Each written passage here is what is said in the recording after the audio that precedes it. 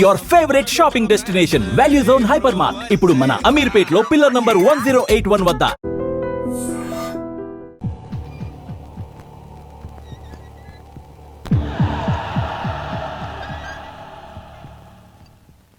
అన్వర్ అయ్యా 100 మంది పనివాళ్లను ఒక బుల్డోజర్ను ఆలయం దగ్గర తీసుకురా. దాన్ని పడగొట్టించాలి. ఒరే రావుడు, అబ్బాయి పెళ్ళయ్యేంత వరకు ఆగమన్నారు, అంగీకరించాను. ఇప్పటికి ఆగే ప్రసక్తి లేదు. దేవుడి జోలికి వెళ్తే మహాపాపం రా. దేవుడా? వాడి పేరేంటి? శివుడు. మరి బ్రహ్మ, విష్ణువు, రాముడు, కృష్ణుడు, వినాయకుడు, సుబ్రహ్మణ్యం, లక్ష్మి, సరస్వతి, పార్వతి వాళ్ళు దేవుళ్లే. అల్లా, క్రీస్తు వాళ్ళు దేవుళ్లే.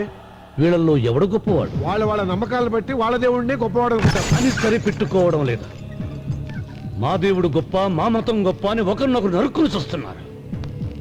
నిజంగా దేవుడనేవాడుంటే కొంతమందికి ఎందుకు అన్నం దొరకడం లేదు? కొంతమంది చిన్న వయసులోనే విధవరాళ్ళు ఎందుకు అవుతున్నారు? కొంతమంది పశ్చిమలోనే తల్లిదండ్రులు ఎందుకు పోగొట్టుకుంటున్నారు? అది వాళ్ళ కర్మ.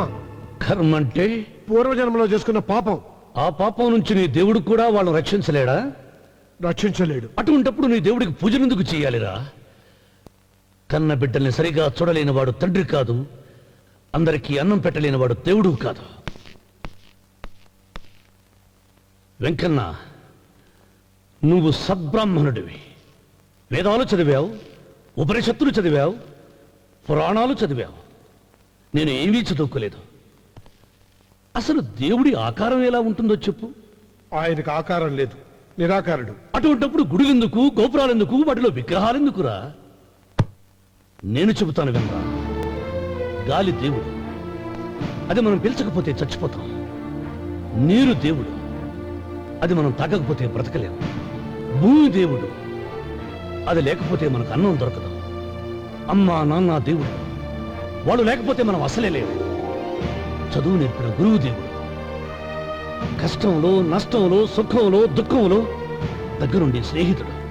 స్నేహితుడు అంటే నువ్వు నాకు దేవుడివి, నీకు మొక్కుతాను రా. అంతేగాని ఆ నల్ల రాళ్ళకి రెప్పలెక్కి కాదు. అంటే గుడి మెట్లకి మొక్కే వాళ్ళంతా మూర్ఖులా? నైవేద్యం పెట్టి నమస్కారాలు చేసే వాళ్ళంతా పిచ్చివాళ్ళ? గుండు గీయించుకుని పొర్లు దండాలు పెట్టేవాళ్ళంతా అమాయకులా? అవును.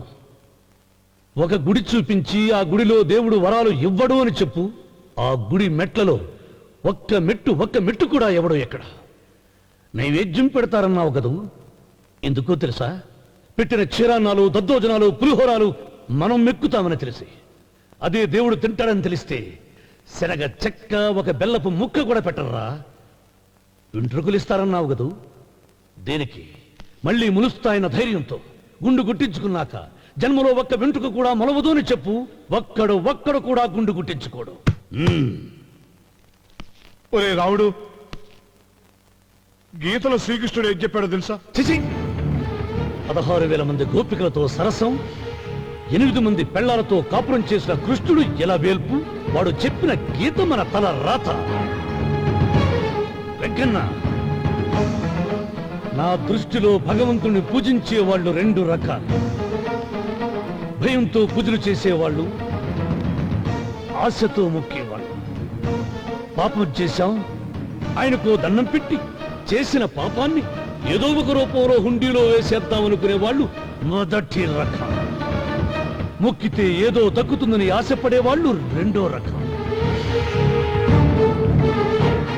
నా భూమి నేను సొంతం చేసుకున్నాను కాబట్టి అది పాపం కాదు. భయం లేదు, ఏదో అయిపోవాలనే ఆశ, తపన నాకు లేదు.